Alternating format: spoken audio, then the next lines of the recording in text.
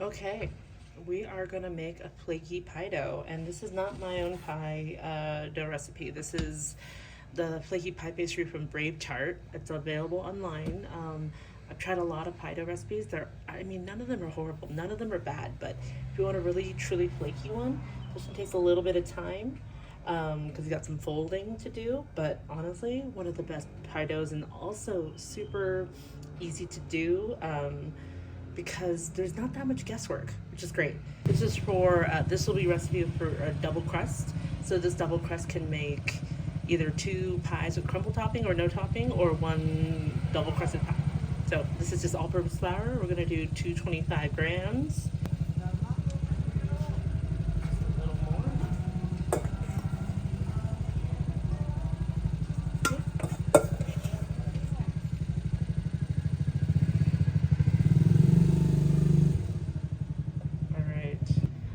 Next, I am going to put 15 grams of sugar, which is about a tablespoon. This is get some sweetness, and this won't actually make your dough sweet. It won't taste like a sugary dough at all. Let's see if I can hold this. Don't spill.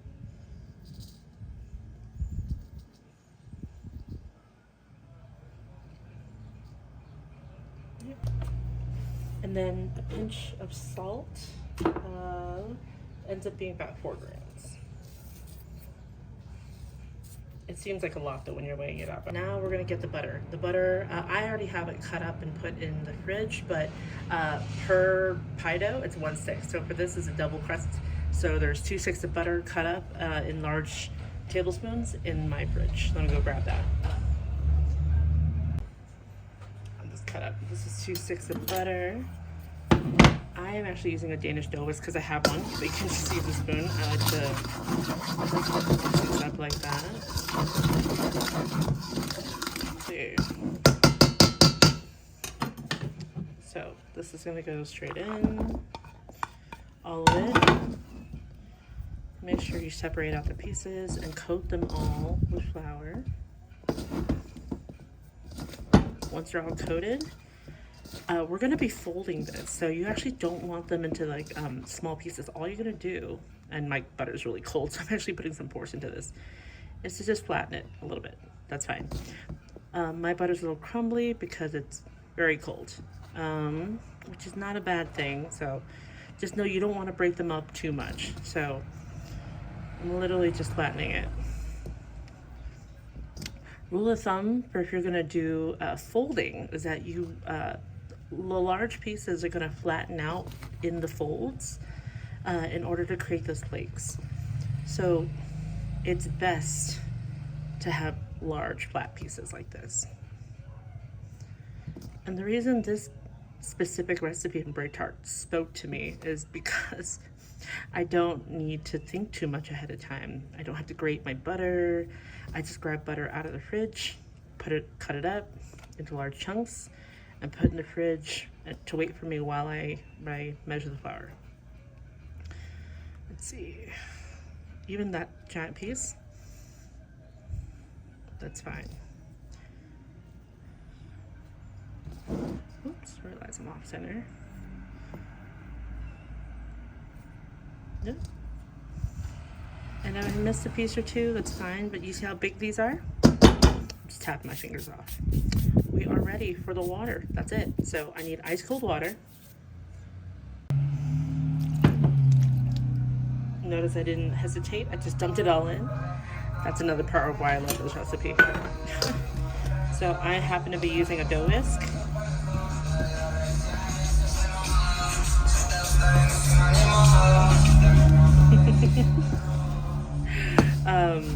I like it. You don't have to use this. I usually use this for biscuits, but I had it laying around and I thought I'd introduce it.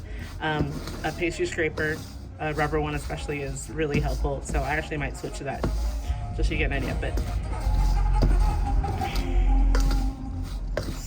you see, with this dough whisk, you don't have all this clumps laying in the middle that you can't get to. So that's why it's so great.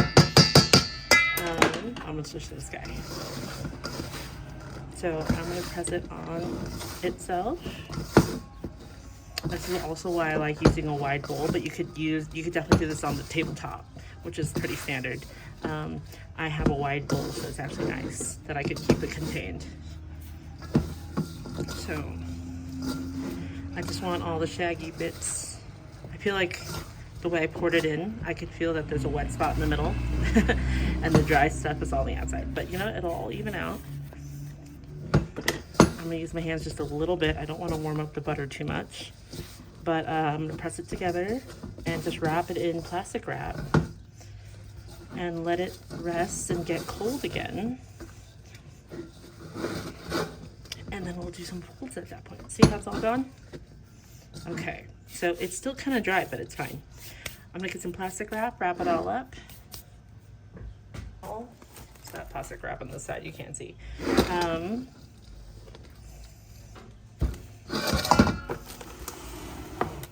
Wrap it all up here.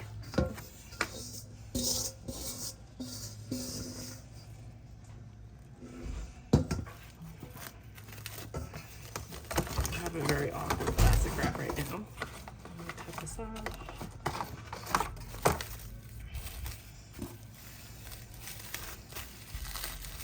Make sure the edges are done. Flatten it out a little bit. And put this in the fridge to get cold. This is, remember, 2 crusts. We're gonna do some folding right now. And I do it pretty haphazardly. Not haphazard, what's the word? Casual. So I'm gonna make sure I have plenty of flour and I don't hold back. I think that's the part that always made me so nervous. It's like, don't put too much flour, don't put too much water, don't blah blah. And I would just second guess everything. Oh, actually, first of all, let's cut this in half because remember, they're 2 different ones. So that looks about half. And right now, we're not going to make a pie crust. We're going to laminate. So we got some time. I'm going to put this one back in the fridge.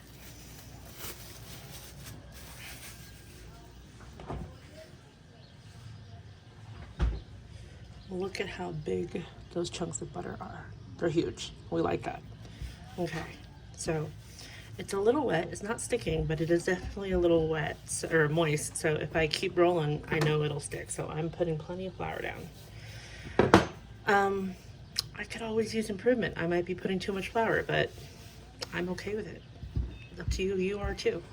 So I want to make sure there's plenty of flour and no sticking. I really don't want it to stick right now because I don't want all those butter pieces to be lost. And this is where this comes in really handy.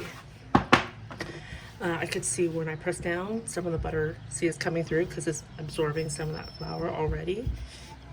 Okay. So we're gonna aim for like a rectangle.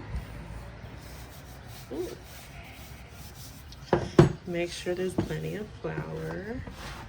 And also that I'm scraping up all the pieces that are sticking because they will stick more. Just because you lifted it up doesn't mean the pieces on the table that are sticking are still not gonna cause you problems. So, see, that part's already sticking.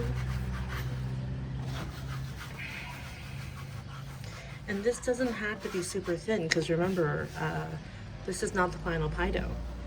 This is a lamination process. And so what's gonna happen is you're gonna fold it all up. It's gonna cause all these flakes to happen. These layers of fat and flour. And then we're gonna roll it out again to make it even flakier and thinner pieces of fat and flour. So this is not your final go. So you can be a little casual, a little messy. Everything's fine. All right, there you go. All I'm doing now, maybe I'll rub some of that flour off. Okay, and I know Stella from Bravetart has a lot more experience with this. She's a pastry chef. She has specific counts and folds, but I just try to get a bunch of folds in here. Get some of that flour off, do another fold there. Maybe I'll do that. Ta-da. Tap some of that flour off. And I'm gonna wrap this up, put in the fridge to get cold again, or in the freezer. I actually do quadruple this sometimes. I make 4 crusts at a time so that I can have them ready for pie making whenever I want. And they'll just be like this in the freezer. All right. Done. This is actually one that has been in my freezer, so it's very cold. I just thawed it out this morning in the fridge, and my fridge is weird right now, so thank God it survived. Okay, so again, plenty of flour. I'm not being shy here. I have this bucket right here next to me. So, flour is cheap. Don't worry about it. If you put all that effort into the filling, don't cheap out on the pastry. So this is pretty firm because it's very cold, but that's good. You want it cold. I just like to press it out a little bit, and biggest obvious thing to me, honestly, is that it's not a circle. It's definitely not a circle, so it might not roll out into a circle. That's fine. We will trim it. I know everyone's like, make sure you pat your dough into a circle before you put it away. It is 100% true that if you start with a circle, you're most likely to get a circle easily when you roll out. But it doesn't matter. We will cut it to fit. Whoops, dropped the spoon. So we don't want it too oblong, so if you're getting too long of a rectangle on one side, do the other side.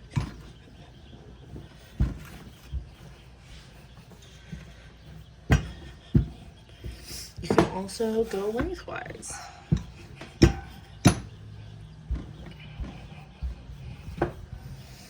Now you have a little bit of a diamond.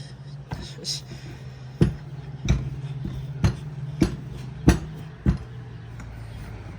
funny, I filmed this earlier with the camera attached to me, and it was like an earthquake the entire time.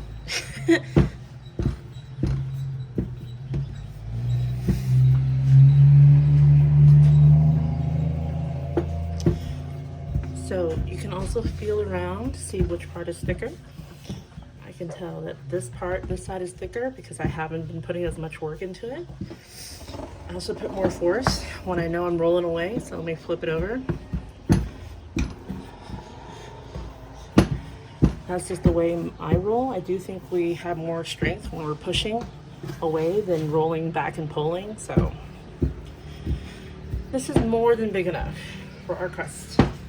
So, again, obviously not a circle, totally fine.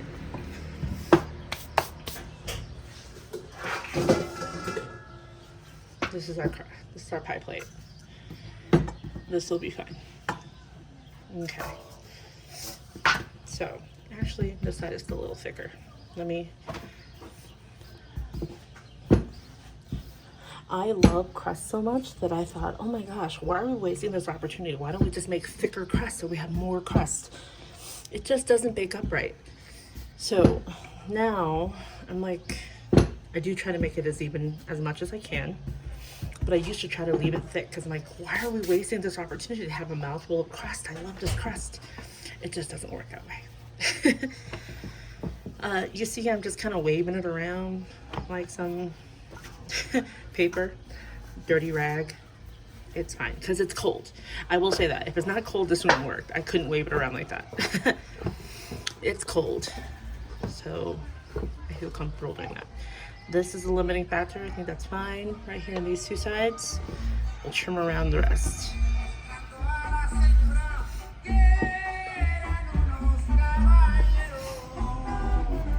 Okay. I'm probably breaking so many rules of like, make sure you dust off the flour, and you know what? I was gonna do that, but it's not really what I actually do in real life, so I'm not gonna pretend.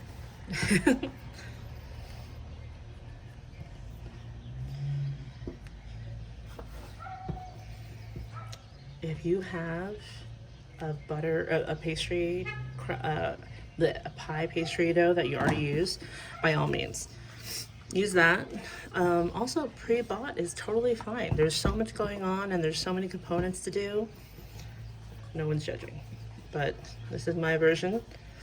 And I generally make a bunch of these to put in the freezer so that I don't have to worry about when am I gonna get to making that.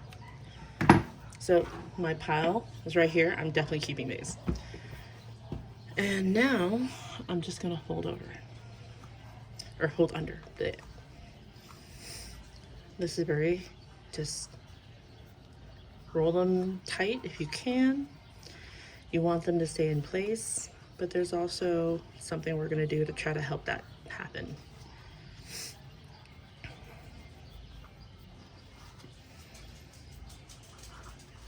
So, let me see if I can zoom in. So, I'm just rolling under. And if you have a thin spot, like if this was way too short, like if it was only here, take a piece and like reinforce it. It might separate a little bit, but it'll still be delicious and it'll be fine. So we're fine.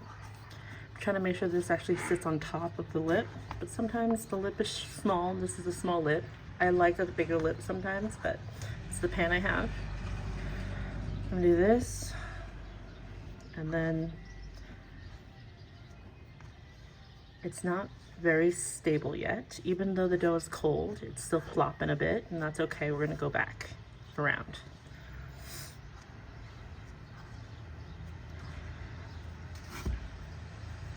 So